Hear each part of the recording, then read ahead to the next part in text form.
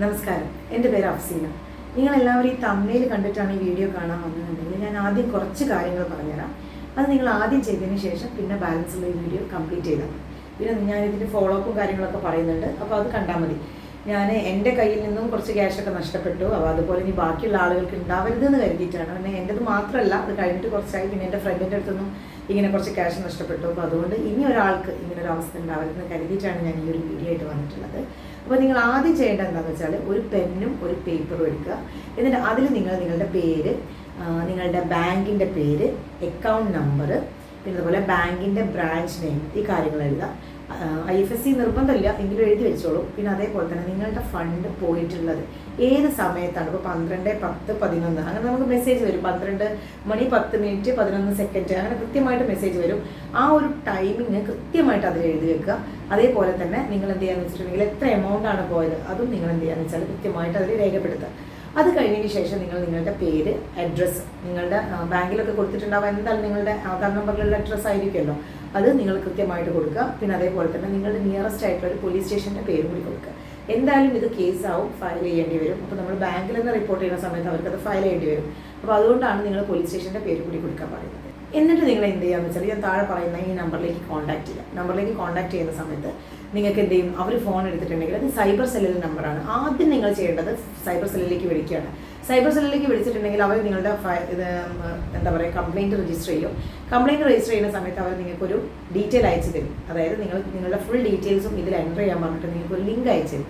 ആ ലിങ്ക് വഴി നിങ്ങളുടെ ഫുൾ ഡീറ്റെയിൽസും, നിങ്ങൾക്ക് എമൗണ്ട് പോയതും നിങ്ങളുടെ പേരും അഡ്രസ്സും കാര്യങ്ങളെല്ലാം അയച്ചു തരും. അതാണ് നമ്മുടെ ഫൈനൽ പോലീസ് സ്റ്റേഷനിലേക്ക് വരുന്നത്. അപ്പോൾ നിങ്ങൾ അത് കംപ്ലീറ്റ് ഫയൽ ചെയ്തതിന് ശേഷം എൻട്രി ഇട്ടതിന് ശേഷം നിങ്ങൾക്ക് നിങ്ങളുടെ ഫോണിലേക്ക് ഒരു അക്നോളജ്മെൻറ്റ് വരും. ആ അക്നോളജ്മെൻറ്റ് നമ്പർ നിങ്ങളുടെ ഫ്രണ്ടിൻ്റെ ഫോണിലേക്കോ ആയിരുന്നെങ്കിൽ നിങ്ങൾക്ക് അത്രയും പരിചയമുള്ള ഒരു നമ്പറിലേക്ക് നിങ്ങളത് വാട്സപ്പ് ചെയ്തിടാം. എന്താണെന്ന് വെച്ചിട്ടുണ്ടെങ്കിൽ വാട്സപ്പിലാണ് നമുക്ക് വന്നിട്ടുള്ളത് അതൊക്കെ.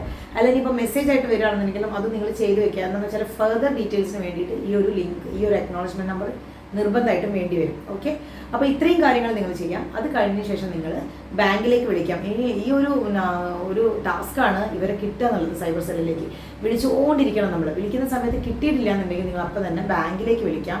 എന്നിട്ട് ബാങ്കിലേക്ക് വിളിച്ചിട്ട് നിങ്ങൾ എന്ത് ചെയ്യാന്ന് വെച്ചാൽ നിങ്ങളുടെ കംപ്ലയിൻറ്റ് കാര്യങ്ങളും പറയാം, ടൈം പറയാം, അതെല്ലാം പറഞ്ഞ് നിങ്ങൾ അതും രജിസ്റ്റർ ചെയ്യാം.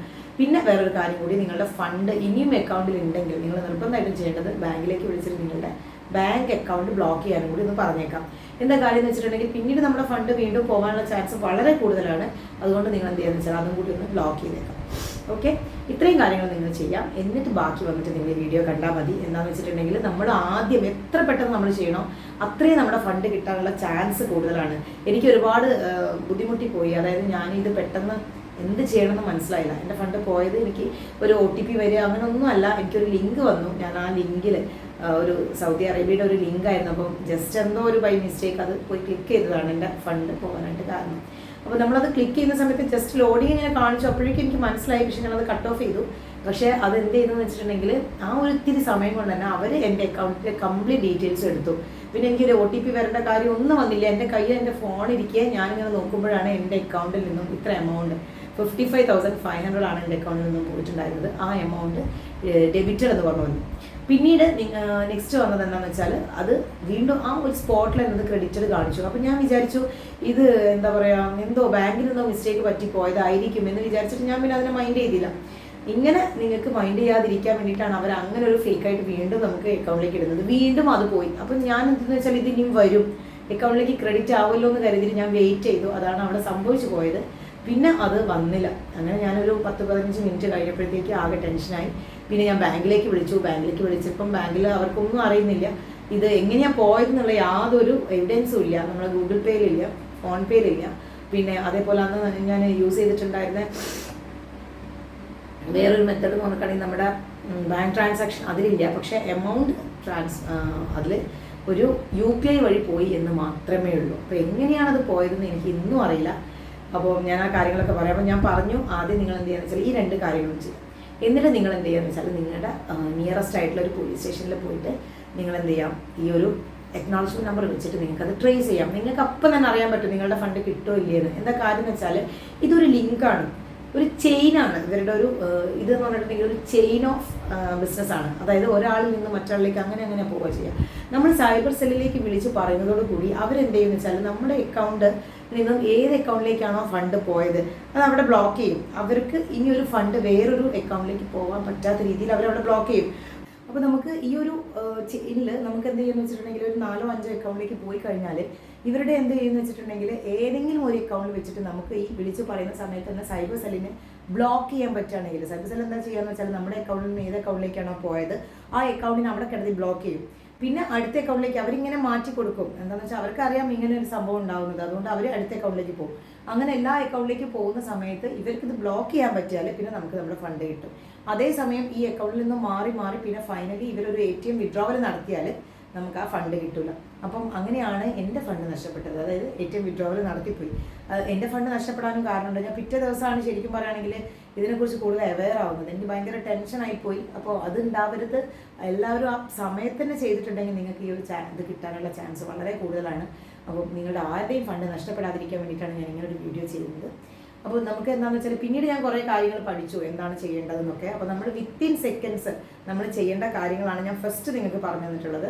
അപ്പോൾ നിങ്ങൾ ആദ്യം ചെയ്യേണ്ട കാര്യമാണ് നിങ്ങൾ സൈബർ സെല്ലിലേക്ക് വിളിക്കുക, അതേപോലെ തന്നെ ബാങ്കിൻ്റെ കാര്യങ്ങളൊക്കെ സ്റ്റോപ്പ് ചെയ്യുക എന്നുള്ളത്. എന്നിട്ടാണ് പിന്നീട് നിങ്ങൾ ബാക്കിയുള്ള ഫോളോ അപ്സും കാര്യങ്ങളും ചെയ്യേണ്ടത്. അപ്പം ഇനി ഞാൻ എന്ത് ചെയ്തെന്ന് വെച്ചിട്ടുണ്ടെങ്കിൽ ഇതിൽ നിന്ന് ഞാൻ മനസ്സിലാക്കിയെടുത്ത വേറൊരു കാര്യം നമ്മുടെ ഫണ്ട് എങ്ങനെ പോവാതിരിക്കുക എന്നുള്ളതാണ്. നമ്മളൊക്കെ ഒരു ആപ്പ് യൂസ് ചെയ്യുന്നതാണ്. കാനറ ബാങ്കും ഫെഡറൽ ബാങ്കുമാണ് എനിക്കുള്ളത്. അപ്പോൾ ഈ 2 ആപ്പും നമ്മൾ യൂസ് ചെയ്യുന്നതാണ്. അപ്പം എങ്ങനെ ഈ ആപ്പ് വഴി നമുക്ക് എന്ത് ചെയ്യാൻ പറ്റും, നമ്മുടെ ഫണ്ട് ഒരാൾക്ക് തൊടാൻ പറ്റാത്ത രീതിയിൽ നമുക്ക് ആക്കി വെക്കാൻ പറ്റും. ഇതൊക്കെ സെറ്റിങ്സിലുണ്ട്, പക്ഷെ നമ്മളിതൊന്നും അറിയുന്നില്ല. നമ്മൾ ഫുൾ ഫ്രീ ആക്കി കൊടുക്കുകയാണ്, പബ്ലിക്കിലേക്ക് അങ്ങ് വിട്ട് കൊടുക്കുകയാണ്. അപ്പം അതില്ലാതിരിക്കാൻ വേണ്ടിയിട്ട് ഞാൻ ഇതിന് ശേഷം ഇരുന്ന് പഠിച്ചതാണ്. അപ്പോൾ നമുക്ക് ആ ഒരു വീഡിയോ ഞാൻ ചെയ്യാം, എങ്ങനെ നമ്മുടെ ഫണ്ടിനെ സേവ് ചെയ്യാം, നമുക്ക് ആപ്പിൽ എന്തൊക്കെ നമുക്ക് ചെയ്യാൻ പറ്റും എന്നുള്ളതൊക്കെ ഞാൻ നെക്സ്റ്റ് വീഡിയോയിൽ നിങ്ങൾക്ക് പറഞ്ഞുതരാം. അപ്പം ഈ വീഡിയോ ലെങ്തി ആയോ എന്ന് എനിക്കറിയില്ല. എന്തായാലും ഒരാളുടെ ഫണ്ട് പോലും ഈ നഷ്ടപ്പെടുന്നുള്ള ഒരു ആഗ്രഹത്തിലാണ് ഞാൻ ഈ ഒരു വീഡിയോ ചെയ്യുന്നത്. എല്ലാവരും ശ്രദ്ധിക്കുക, നിങ്ങളുടെ ഫണ്ട് നിങ്ങളുടെ ഫോണിലേക്ക് വരുന്ന ആവശ്യമില്ലാത്ത ഒരു മെസ്സേജസ് പോലും നിങ്ങളത് ഓപ്പൺ ചെയ്യാനേ നിൽക്കണ്ട. അനുഭവം ഉള്ളതുകൊണ്ട് പറയാണ്. അപ്പം ഞാനൊന്ന് ചോദിക്കും, ഞാൻ അറിയാതെ പെട്ടുപോയതാണ്. അതുപോലെ തന്നെ ഞങ്ങളുടെ ഒരു ഫ്രണ്ടിൻ്റെ അടുത്തൊന്നും ഇങ്ങനെയൊരു മിസ്റ്റേക്ക് വന്നിട്ടുണ്ടായിരുന്നു. ഞങ്ങൾക്കൊക്കെ അവരുടെ ഫോണിൽ നിന്നൊരു മെസ്സേജ് വന്നു, 40,000 എനിക്ക് ആവശ്യമുണ്ട്, വെരി അർജൻറ്റാണ്, 2 ദിവസത്തിനുള്ളിലാണോ 2 മണിക്കൂറിനുള്ളിലാണോ എന്നറിയില്ല, തിരിച്ചിട്ട് തരാമെന്നായിരുന്നു മെസ്സേജ്. പക്ഷേ ഞങ്ങൾക്ക് അതിന് മുൻപ് ഇൻഫർമേഷൻ കിട്ടി ഇത് ഫേക്ക് ആണെന്നും അതേപോലെ തന്നെ ഇങ്ങനെ ഒരു ഹാക്ക് ചെയ്യപ്പെട്ടതാണ് ഫോൺ എന്നുള്ളതും. അതുകൊണ്ട് പോയില്ല. പക്ഷേ ഫ്രണ്ട് സർക്കിളിലുള്ള ഒരുപാട് ആളുകളുടെ ഫണ്ട് പോയി. അവരാണെങ്കിൽ ഒരു ടീച്ചറായിരുന്നു, ഒരു ലീഡിങ് ടീച്ചറായിരുന്നു. അപ്പോൾ അവർക്ക് സംഭവിച്ചത് എന്താണെന്നുള്ളത് ഇതേപോലെ തന്നെ എന്തോ ലിങ്കിലെന്തോ കയറി പോയതാണ്.